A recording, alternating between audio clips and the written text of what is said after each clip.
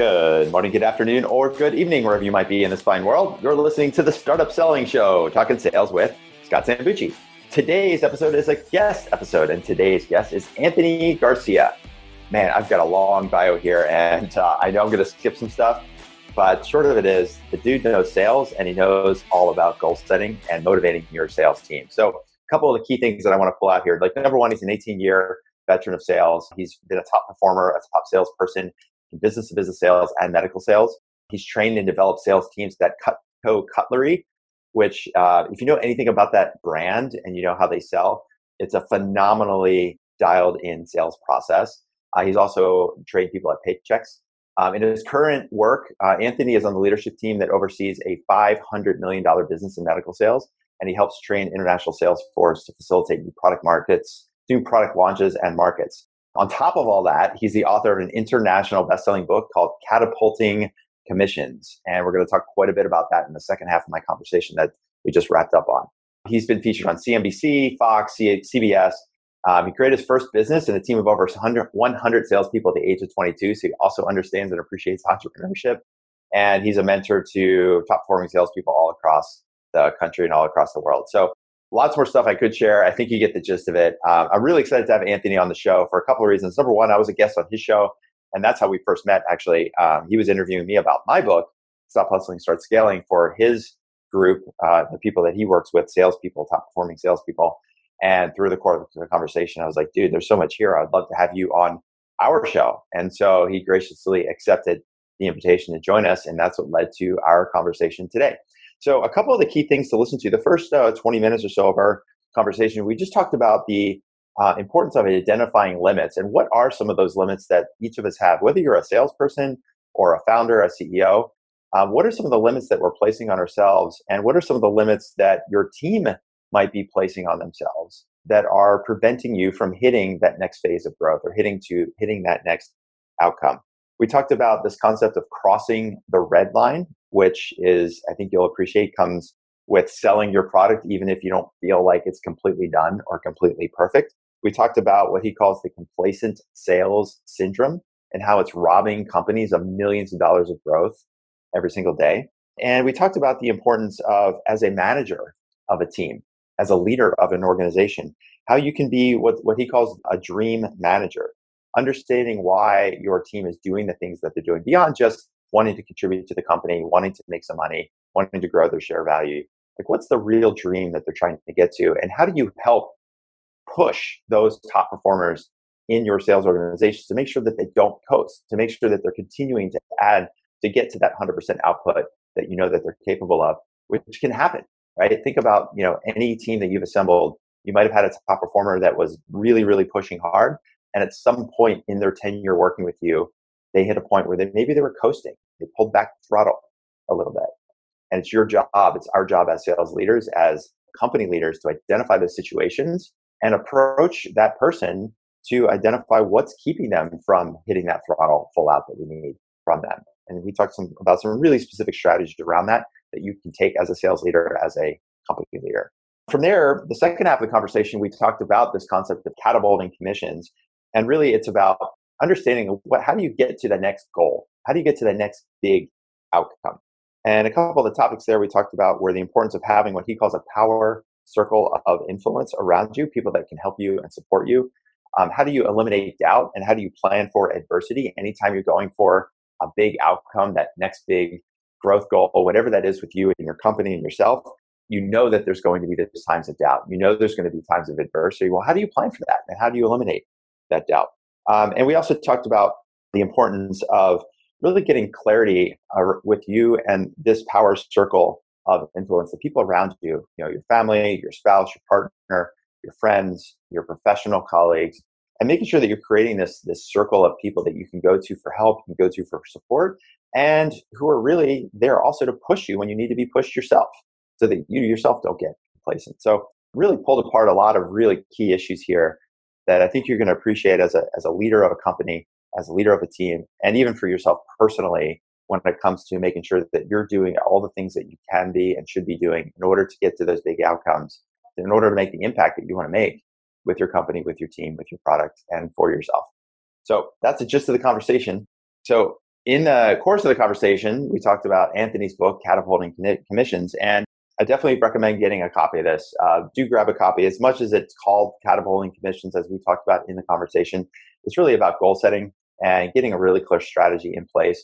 I know a lot of us have probably read at least a book or two or five or 10 when it comes to goal setting and personal performance.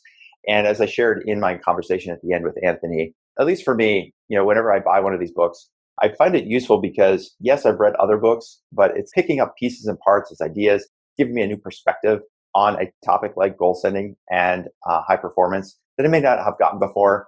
And even if it's a strategy that I follow for 6 months or 12 months, and then I move on to the next book, I always think of it as like the next brick in the foundation. So we'll put a link to where you can get a copy of the book. It's easy to find. Just search Catapulting Commissions, and you'll be able to find it on Amazon pretty easily. So you can also go to catapultingcommissions.com where you can download a copy of the book as well. That's coming in ebook format. So, all right, that's it for now. Let's head over to my conversation with Anthony Garcia. Yeah, I've got your bio, and one of the things I do for all of every show is just introduce people before you and I get on to the call. So I've already built you up pretty high, pretty big here based on your background as an 18-year sales veteran and overseeing sales at Fortune 500 companies and being an author of a book and lots of other stuff. One of the places I'd love to start is just ask you to answer a really simple question, I think, which is like, hey, when people say, hey, Anthony, what do you do? How do you encapsulate everything that you do around your writing, your podcasting, your sales management, your sales training? How do you describe that to people? Yeah, I would say I empower people to see more in the potential in themselves than they see. And typically I do this by teaching people a set of skills that helps them achieve higher income, higher revenue, or higher commission, depending on the role that person does. But really I start with the mindset. I get someone to accept that I give somebody the skill to give themselves permission to achieve greater results. And then I give them the skill set after that. And so you said something really interesting there, which is give yourself permission. What is it that holds people back? Like, why is it hard for people to feel comfortable with being successful or doing more? It's funny because we are in a day and age where we're always looking at somebody else. I mean, if you think about it right now, I mean, we're starting this recording at 11 a.m. By this time this morning, I've already done a few face and Zoom calls, but I've also looked at LinkedIn. I've also looked at social media.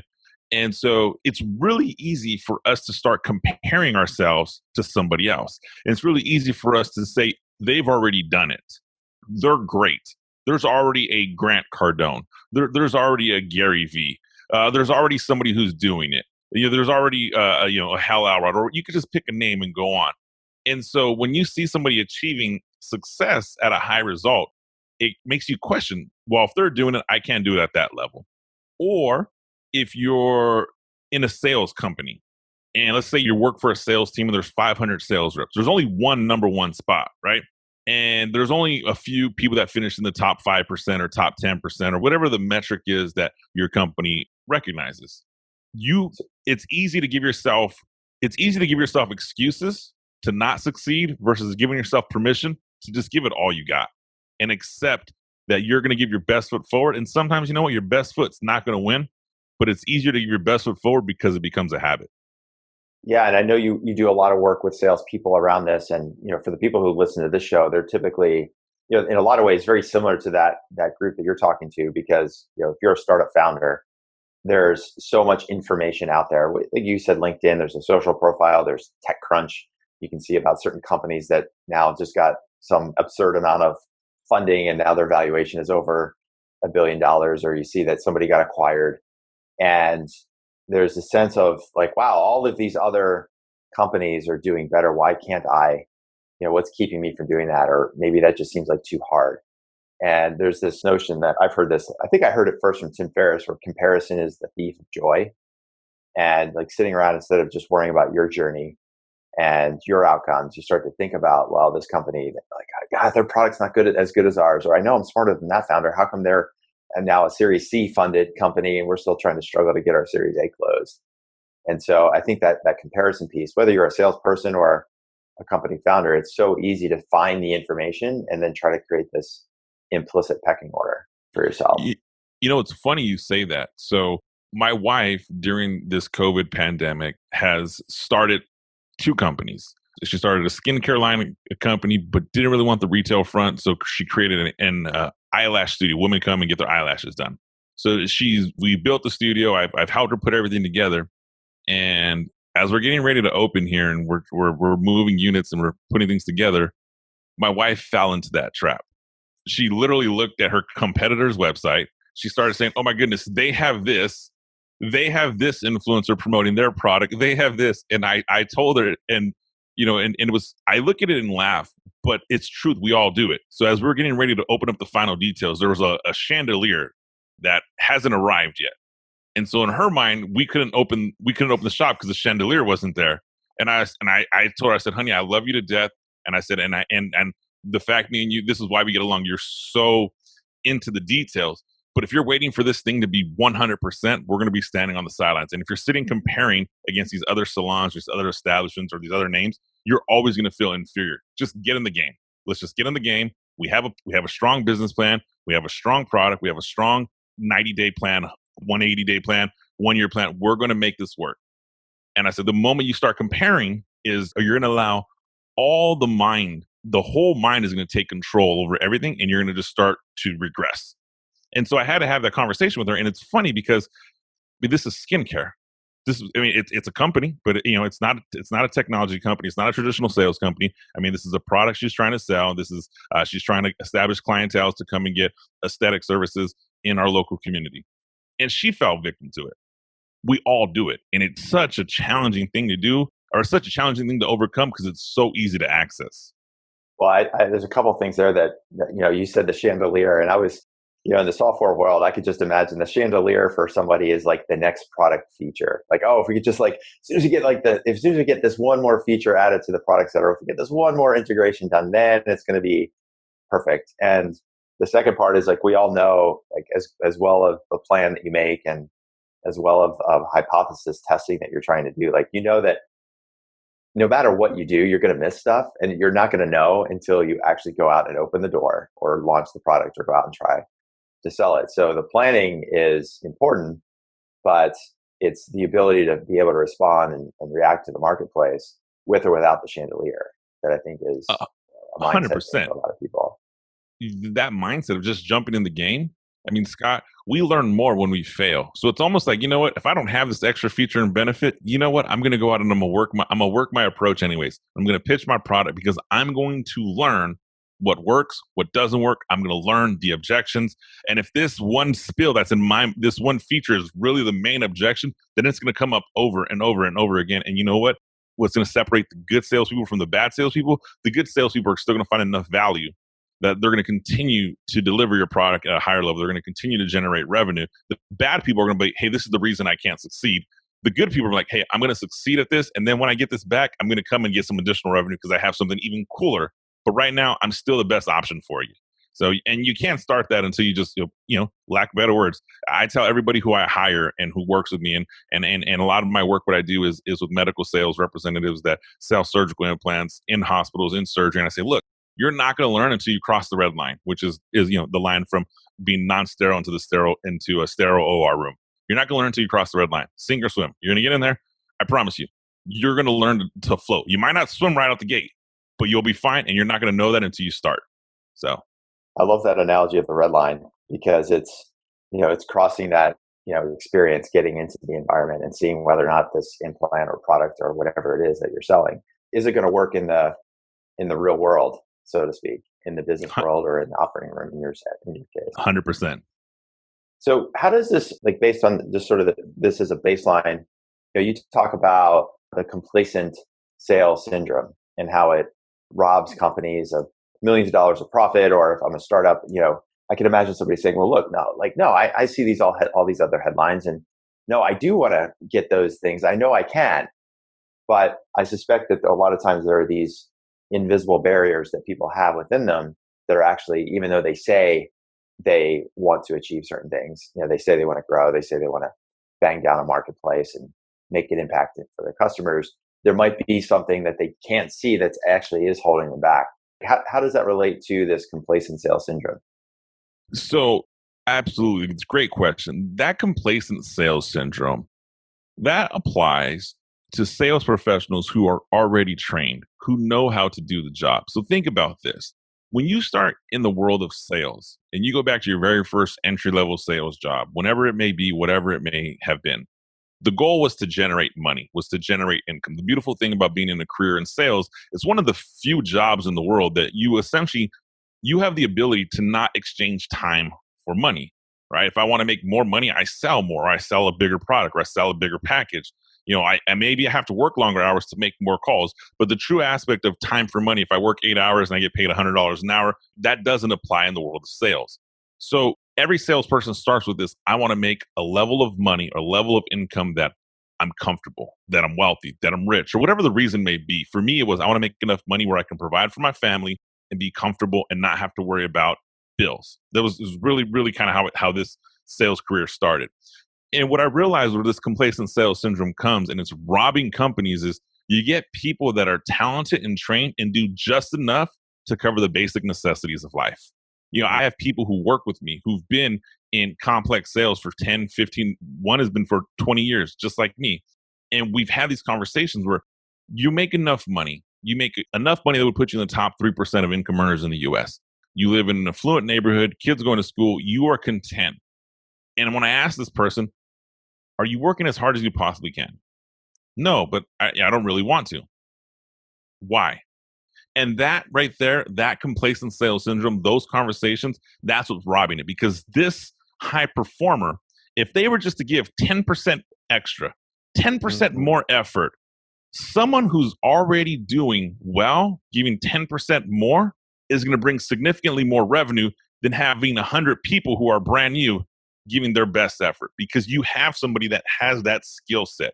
It's like the equivalent of a LeBron James or Kobe Bryant or someone saying, hey, man, I'm only going to play 80% today. That 80% capacity is good enough to dominate. It's good enough to do well. But if they give that 100%, they're untouchable. Sales professionals who are tenured, who have experience, fall into that category. And it is up to us as sales leaders or founders of companies or presidents, whatever the title may be, to paint a vision and motivate and give someone the permission, for lack of better words, to jump in without a life jacket. What happens if you give it your best? What happens? And so that conversation with these tenured sales professionals has to be a little bit different than when it is with the new people. And that is complacent sales syndrome. You know how to do the job. You're just content and complacent. And sometimes that complacency covers the basic necessities of life. But if I can get you to 10% better, what does that 10% look like? So what do you say to people that say, look, like I know I could probably work 10% more, but I actually am pretty good. And we're talking about sales, but I could see the same with, engineers in a company or product people or marketing people that may not be the specific commission-based kind of approach. But, it's like, hey, if I have a top engineer, they've been at the company for a couple of years, and now that I sense that maybe they're starting to coast a little bit, or I have a sales manager or a head of marketing that, we're trying to like grow really fast. And I got this one contributor who is one of those top performers, but I'm getting a sense that they're starting to coast a little bit. But maybe they've got some other reasons why they don't want to push harder, or maybe they've lost some of the drive to work at a high paced startup. Like, how do you kind of balance this, opportunity of growth for the company, for the person, with maybe that person's unwillingness to want to do that extra push, that extra 10%? Yeah, fair enough. I think there's two parts to that. The first part is with the individual. The second part is with the culture. So let me address the first part. The first part with the individual, it really is diving down to the root of why they're doing what they're doing. And one of the greatest books I've ever read, and I must have read this book 12 years ago, 13 years ago. It's called The Dream Manager by Matthew Calley. And in the book, Matthew Calley talks about how to manage people to their dreams, not their goals, to their dreams. And I've really taken that principle. And so I sit with somebody. And so I sit with somebody who's tenured and I say, okay, hey, man, and you humor me. Hey, I know at this point in stage of your career, we sit and say, what's your 5-year plan? What's your 10-year plan? But I don't want to hear that. What are your dreams? What is it that you're looking to accomplish? What haven't you accomplished? And typically everybody has something they want to do that they haven't done yet, or they haven't figured a way to get it done. And when they're tenured sales professionals, I mean, these are a little bit more elaborate goals, right? They're not like, hey, I just want to buy a new home, or hey, I want to get a new car. I mean, sometimes it's, hey, I want to get a new $300,000 sports car, or I want to. So they have these bigger, elaborate goals. And so you sit and you say, you point blank, is it something you really want to do, or is it just a dream? Because if it's just a dream, then I can't help you. But if it's something you really want to do, you have a vehicle here and you have a limited time to get there. Because, truth be told, whatever the product is, whatever the startup is, we have a window that we're going to grow at an accelerated rate, and you have an opportunity to contribute at a higher level. And you can even reverse engineer that and say, okay, look, if your plan is to retire, what does retirement look like? Now you're talking to someone who's tenured in sales and's been around the block. What's your retirement plan? What's your exit strategy? Unless you want to do this for the rest of your life. So you start to get that person to paint that vision themselves of what is it that they really want. And if you approach a tenured sales professional with hey man, tell me your 5-year plan, your 3-year plan, let's talk about your goals, and you go from a really vanilla standpoint, you're going to get a vanilla response and it's not going to work for you. I have somebody on my team, as I said, been in the industry for 20 years, a little bit older than me, and we've been colleagues. I've been his boss here for the last 4 years, and every conversation I have with him is around 2 things: legacy and retirement. That's it. What's the legacy you're going to leave your kids? What's the retirement you're going to have? And so, our last conversation was, he wrote a check for his daughter's school tuition, and the conversation was, was this money that was saved for college, or is this money you earned? Was this money that was saved? How awesome would it be to be for money that you just earned and not have to touch the money you've saved? Well, that'd be great.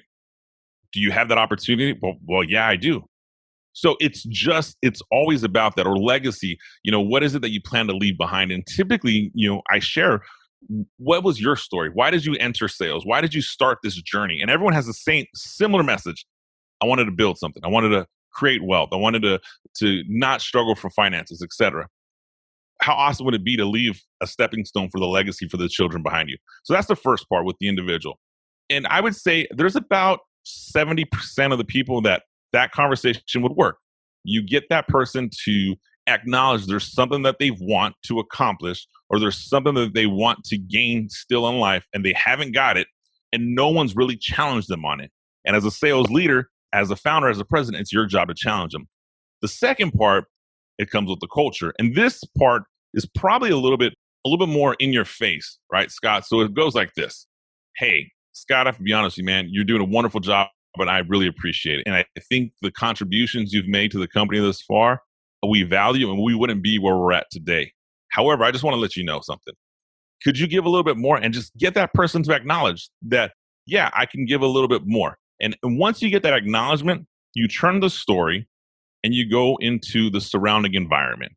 Well, look, this company, this startup, this sales team, we are going to move full speed. So much so that I'm going to create a culture of everyone trying to get above 110% and going to contribute at a higher level than they've ever thought possible. And that's going to start at the top with you, because you're the natural leader. You're the natural person that people are going to fall to. Can I count on you to join that? More times than not, you'll get someone to say yes. But if someone says no, hey man, no problem. I just want to let you know, I'm going to get the bus moving full speed. Here's what's going to happen, Scott. You're going to have fun for a little bit. You're going to see some people may struggle, but eventually these people will pass you. And eventually you're not going to enjoy working here, because everyone's going to be giving 120% and you're going to be content giving 80%, 90%. And that 80-90% that's getting you results this year isn't going to get you the same results in 2 or 3 years from now. So it's all about creating that cultural shift to get that person to give you a little bit more. So it's 2 parts. I attack the person, and I don't want to say attack, that sounds bad. I approach the person and we get them to acknowledge there's still something they want in life. And if that doesn't work, then I get the culture and I get everyone around them to make that person contribute at a higher level. Does that make sense? It does. And I love how you give them the option first it's like, hey, I'm going to give you the chance to opt in to this new process, right? And the opt in is either, look, I've always wanted to belong to the big golf club, or I've always wanted to own a golf club or a minor league baseball team, whatever that dream is, right? You're getting them to opt in to share that with you, so that you can get like clear alignment in terms of like where they are and what they need to do to get there. And then the second piece with the culture, again, you're asking them, you're giving them an opportunity to opt in. Like, can I count on you? And like you said, I think most people say, yeah, you can count on me. And then you've got to help them understand what that means now. Yeah. Okay. If you're telling me I can count on you, what that means is I need to see this. I expect that. This is what the other people around here are going to be modeling. So if you don't do these things, they're going to think 110% is not 110%, right?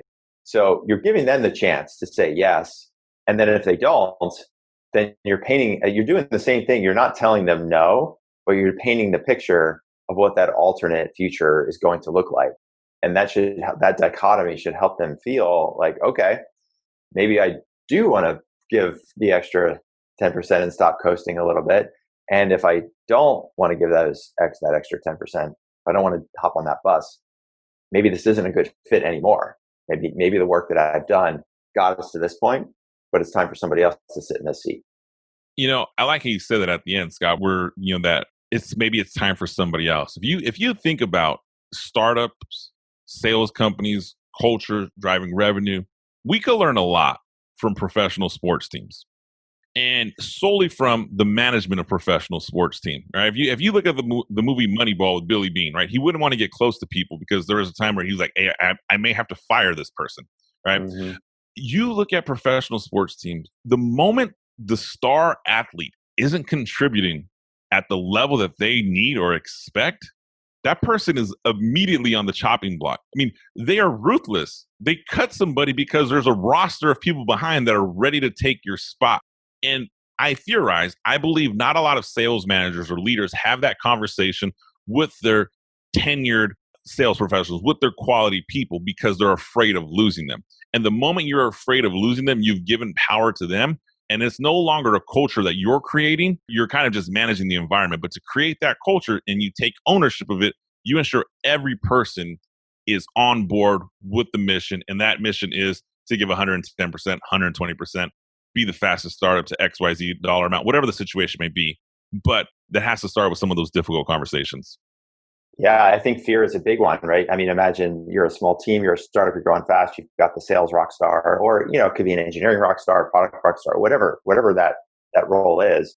You're like, well, I know this person's only giving 80 or 90% of what they're capable, but gosh, they're bringing in like half our revenue right now, and they've helped us over the last 2 years get from $1 million to $5 million in revenue. And what's going to happen if I do part ways? Like, who's going to sit in that seat and take over those accounts and those relationships? What kind of message is that going to relay to the rest of the team that, wow, our best salesperson who's been around and helped us grow from 1 to 5, they're actually leaving. And so just talking about it makes me feel uncomfortable, let alone actually doing it as a founder. And so how would you coach somebody through that, talk somebody through that to say like, no, you have to do this, because if you don't, as you said, you're going to end up with a team-led culture as opposed to a company-led culture? Yeah, really good question. So I will say this. If you light your hair on fire, and this is a horrible analogy, but I heard many years ago, but I still use it to this day. If you light your hair on fire, you have two types of people. Someone that's going to watch you and try to help you. Someone's going to watch you and laugh at you. Either way, they're both watching you. The reason I share that with you is the moment you're afraid to not light your hair on fire, you've lost credibility. You've lost respect. So to have that conversation with someone who's not giving it their all and to try to push them to give them their all, someone else is watching you. Because if you know someone's giving 80%, someone else knows they're giving 80%. And that culture becomes acceptable. And if you're afraid to have that conversation with the most talented person in the startup, then you're going to have someone else do it. And it's going to become a pattern of behavior. And so for you to stop that, light your hair, get on fire, get in front of the problem. And for lack of better words, you have to be willing to say that I have so much confidence in our product, our process, our people, myself, that with or without you, I'm going to make this thing successful. And with or without you, we are going to continue to grow. And when you look at some of the major companies that have grown, very rarely, and you might have a better perception on this, but very rarely do you read of the team that started the company is the same team that finished the company. And the reason that happens is it's sometimes someone doesn't hold up their weight and the company continues to move forward. The mission continues to move forward. And so I would tell that person who's afraid, hey, if you don't have this person, if you don't have that conversation, eventually you're going to end up with a culture of people giving 80%, thinking that's acceptable. And it may be great. And you may be able to get your first 3 years great, but you're not going to get your next three. You're not going to grow to the level you want to grow. Your 10-year plan isn't going to hit with people putting 80% in. And in order to stop that, you have to have the conversation today. All right, folks, we are off and running in my conversation with Anthony Garcia. So a lot of stuff we're talking about here is like, how do you push yourself? How do you grow? How do you push your team? How do you make sure you get the most out of your team? And this is one of the things that we do every single day here at Sales Qualia is we work with B2B tech startups. All of the clients we work with are early stage, growth stage companies. And you're the kind of people that are looking to push. You're looking for ways and looking for help to get you to that next level. So whether you're at 100K or 300K in revenue, trying to get to $1 million so you can close a Series A, or you're at $1 million or $2 million and you're trying to get to 3 and then 10 and beyond that. Those are the kinds of problems that we work on every single day. And our job as implementation specialists, as systems builders, as coaches is to help you identify what limitations you might have, what systems you need to build, what actions you need to take in order to get to that next phase of growth. And so if you feel like you just want to get a little bit of help or just brainstorm a couple of ideas to see if or how we might be able to help you out with some of the work that you're doing, or certain places where you might be feeling like you're hitting some headwinds, or you've got this invisible wall in front of you, you can't figure out how to push through. It's a great opportunity for us to grab a couple minutes on the phone, talk with me, somebody here on my team. We can help you identify what some of the challenges are that you might have specifically, give you a couple of ideas on strategies. And if it seems like it makes sense to have a longer conversation about if or how we could help you on a longer term basis, we can do that too. So go over to Sales Qualia, Sales, Qualia, salesqualia.com. If you haven't already downloaded a copy of the book, as soon as you download a copy of the book, you'll also have access to my calendar, where you're welcome to just book in the time on Calendly. Or you can just shoot me an email. If you're listening to this podcast on your phone, maybe you're walking around the neighborhood, walking the dog, or you're in the car, pull over, get your phone out, send me an email, Scott, SCOTT, at salesqualia, Qualia.com, and just say, hey, can we brainstorm some ideas?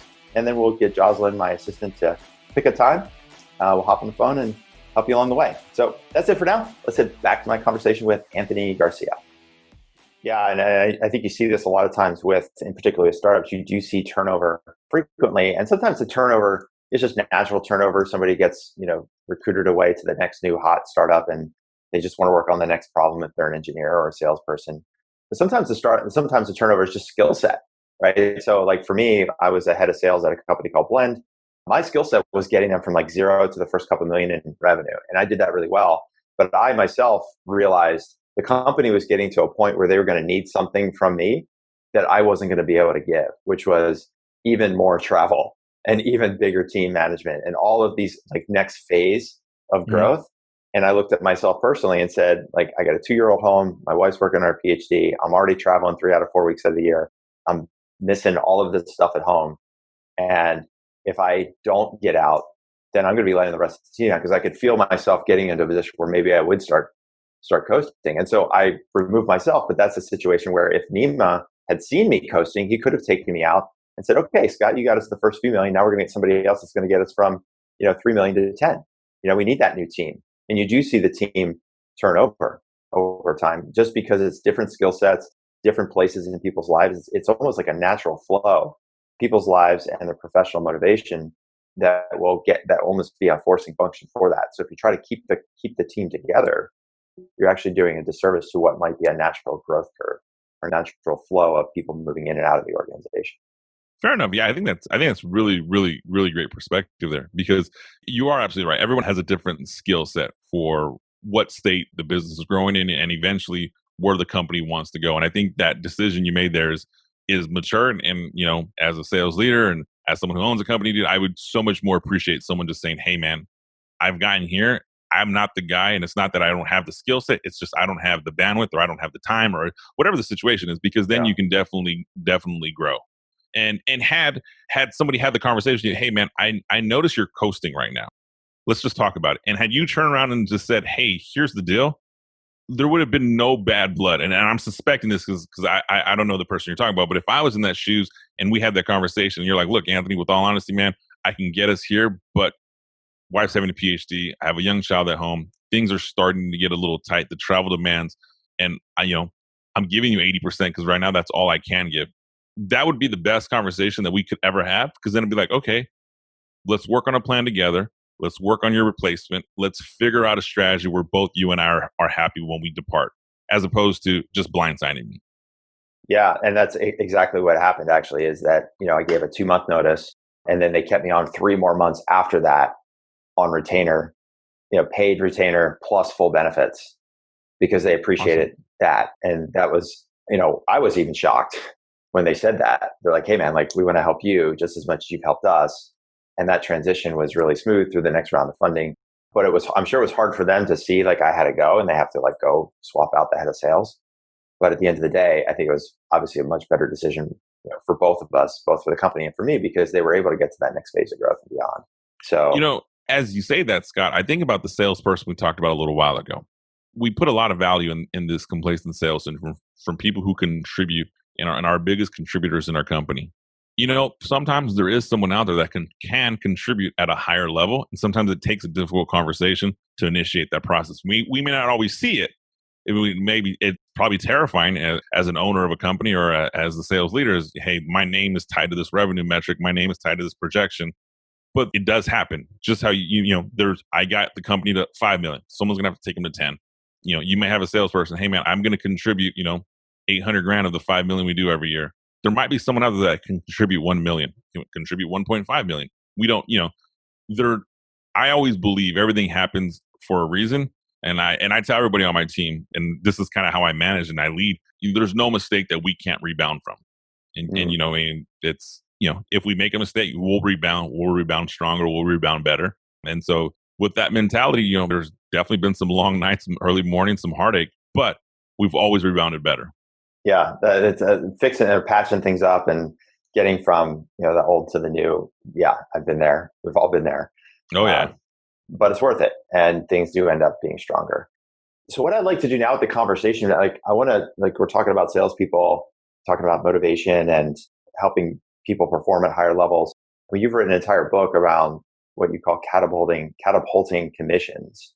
And this is your best-selling book, international best-selling book. And how does this tie into, or what's the premise behind catapulting commissions, and how does that raise overall performance, and how does it raise overall compensation for salespeople? How do you think about that? Absolutely. Catapulting commissions is the name of the book's Catapulting Commissions, Achieve Your Next Sales Goal. It really could be called Catapulting Goals, but I call it Catapulting Commissions because every sales professional, everybody who's ever sold a product is familiar with the term commissions, right? We get paid for what we generate, we get paid for what we sell, so you get a commission. So essentially we want to make higher commissions on a consistent basis. But it's not a traditional sales book in the aspect of here's how you close, here's how you negotiate, here's how to influence somebody to yes. Those are things that I teach and I talk through like on my blog and people I coach to bring to my workshop. But the book itself is broken into 3 parts. And here's the premise for it. You first have to have the correct mindset to achieve any sales goal. And I talk about in that mindset, creating the correct mindset is one, who's your power circle of influence? Who are the people that you're going to have on your team? Because everyone who succeeds at any level always has a team. And the moment you approach a sales goal from, hey, this is just a one-on-one sales goal, you're already at a disadvantage because there's someone else approaching a similar goal that has a team, a coach, family members, coworkers, a mastermind group, accountability buddy, whatever the situation is. So once you have that team, once you put that team together, and then the second part is you start to eliminate all the sources of doubt. You have these difficult conversations with people around you, and you say, I'm going to eliminate all the sources of doubt. And then you plan for adversity. And so by mentally planning for adversity before adversity happens, it doesn't throw you off when it does happen because adversity is always going to happen. There's no business plan written on the face of this earth from any company, from something as small as my wife's startup company to one of the largest tech companies in the world that has gone the way it's supposed to be. There's always a roadblock. There's always a curveball. There's always adversity. So we just plan for it. So once you take that mental approach out into it, then we go through some actionable steps in the book. And I give you some actionable steps. One is specifically about setting a smarter goal versus just a smart goal. And then we talk about how you're going to reverse engineer all the requirements to hit this goal. What are you going to do every day? How many prospects do you need to come in contact with? How many leads do you have to have in your funnel? How much revenue do you need to generate by the day, by the hour? And you start breaking this down into actionable steps. And the third part of the book is now that you have the correct mindset, and it kind of ties back to the first part, let's create this environment. What do we have to have in place for you to have your training center for your sales goal? Like, if I'm an athlete, I go to the gym and I train. Well, if I have a sales goal, what is my training center going to look like? What's my gym going to look like at home? And so I talk through how to create the environment for success.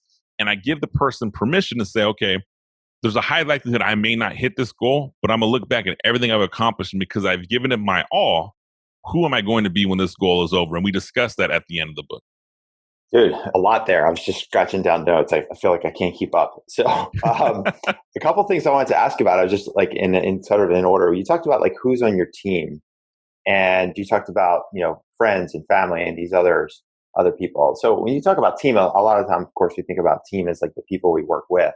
But it sounds like the team that you're describing here, it's almost an external or a team that I'm almost assembling on my own that is going to help me, understand, help me through some tough times, keep me accountable. Can you talk a little bit more about this idea of like building a team around you? Because it sounds like it also maybe relates to this idea at the end that you talked about, which is like having a training center. What's my gym? Yeah. So I call it your power circle of influence. Power And circle of influence. we have to realize we have people who influence us in every shape, form, or capacity. And I'll share my personal power circle of influence. My personal power circle of influence, the first person is my wife. I know my wife has influence in my life. And so when I go after a large, complex goal, or I go after something that's challenging, I come to my wife first and we talk about it. And I simply say, hey, here's what I need from you. And it's a challenge, right? Because there's times where my wife comes from good intention and wants to tell me, you should do this or do it this way. The conversation I have with my wife is, hey, look, there's going to be times where I may be frustrated, maybe irritated. I may work long mornings or long nights, early mornings, and I may seem frustrated. And there might be a time over the next year where I may come to you like, man, I'm going to question why I did this. I'm going to question if I should quit. Your job at that point in time, and your job isn't to say you should do it this way. Your job isn't to say, yes, you should quit. Your job is simply to listen and say, why did you start this? Are you prepared to give up on the goal? And your job is to push me. And then if you have ideas to contribute that you're doing greater, that's I'm open to that. But I need you to coach my mind, because there's going to be a certain point in time that I'm going to want to quit on myself. You can't do that. So that's my first power circle of influence. It's the most immediate, intimate connection that I have. Then it becomes a familial, right? Family, friends, people you interact with on a consistent basis. So for me, I use my kids. Kids, you may see dad work a lot in the office, late hours, late night. I just want to let you know, I'm not ignoring you. Here's our goal. And for what we have at home, I typically say, here's the goal we're trying to accomplish. I put us all into it. And if we hit this, this is our reward at the end. And typically for the depending on the age of the kids, I have a 20-year-old steps, and his rewards are not the same as the 11-year-old. The 11-year-old's like, oh, we're going to go to Disneyland. The 20-year-old's like, oh, I'm going to get a new Audi. No, it doesn't work that way, buddy. But but once I have that family dynamic in place and everyone knows why I'm working hard, I eliminate feeling guilty for working hard.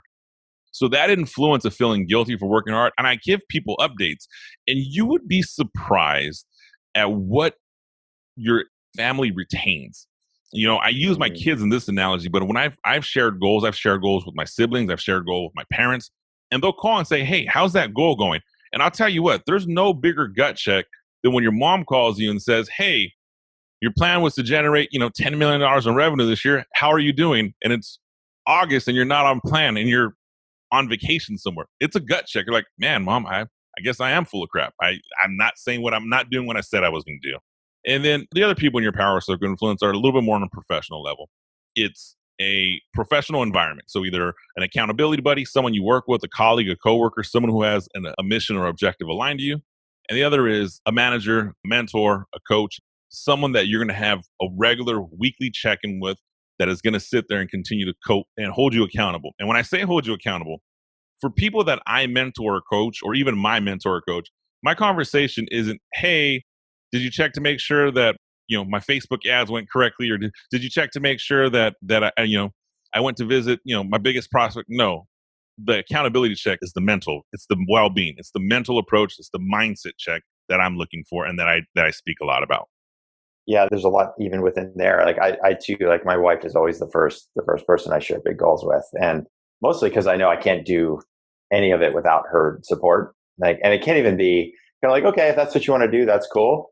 Like, I got to know she's totally on board because of whatever sacrifices those are. You know, it could be business. And for me, it's also a lot of personal. I do long distance endurance training, like events.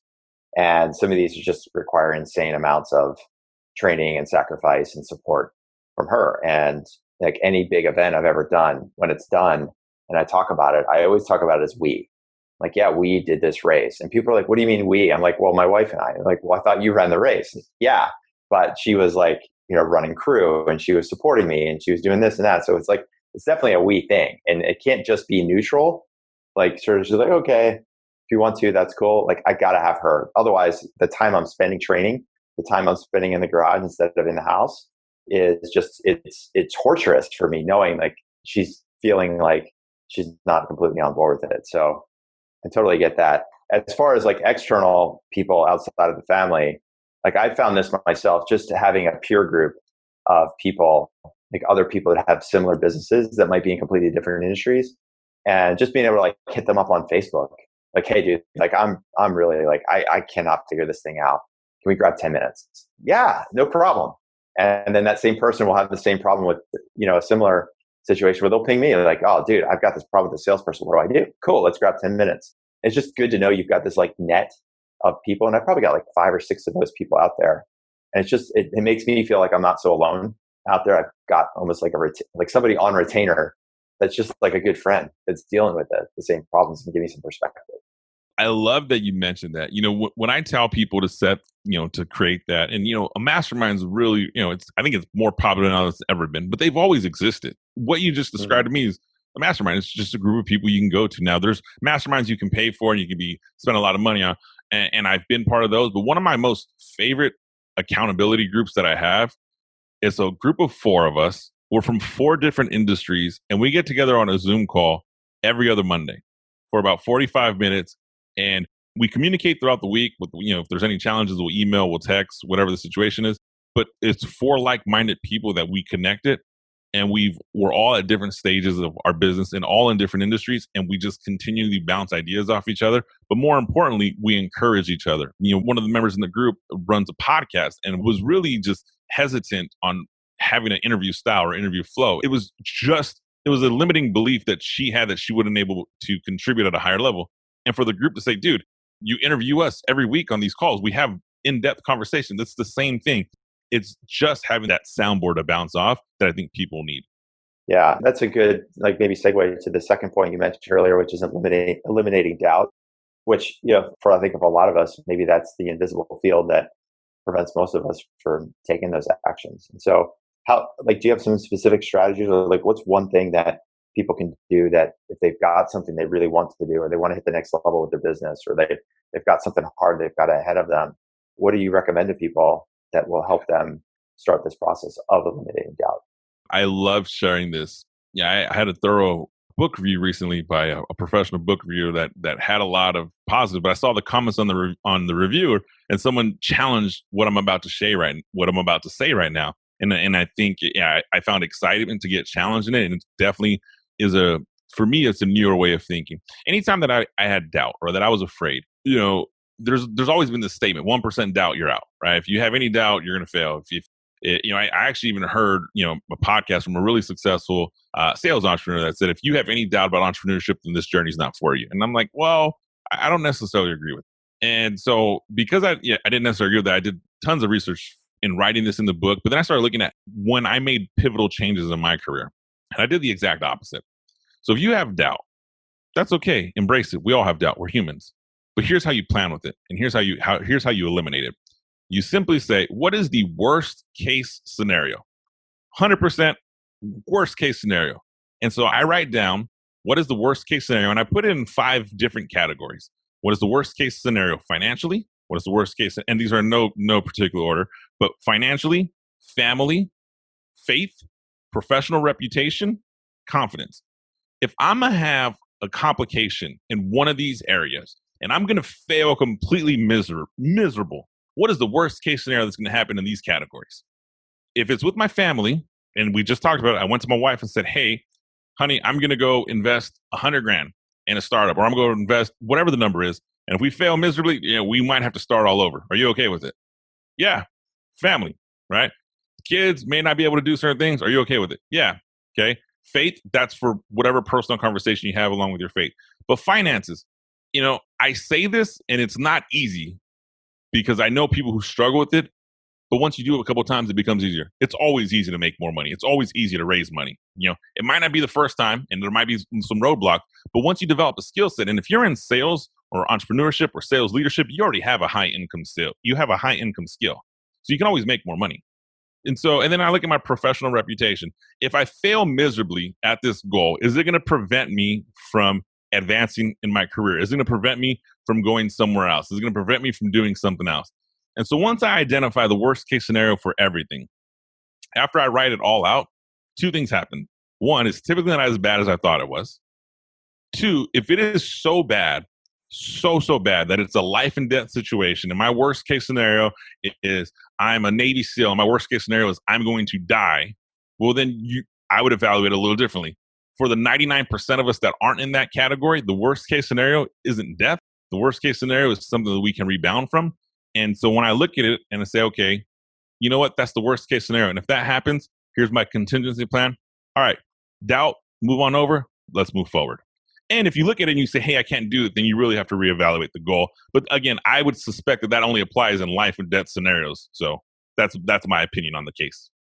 Yeah, and I like the way you position that, especially, whether you're a salesperson or an entrepreneur, if you're listening to the show, right, you're like, you've already started your company, you've already gotten it to a certain point.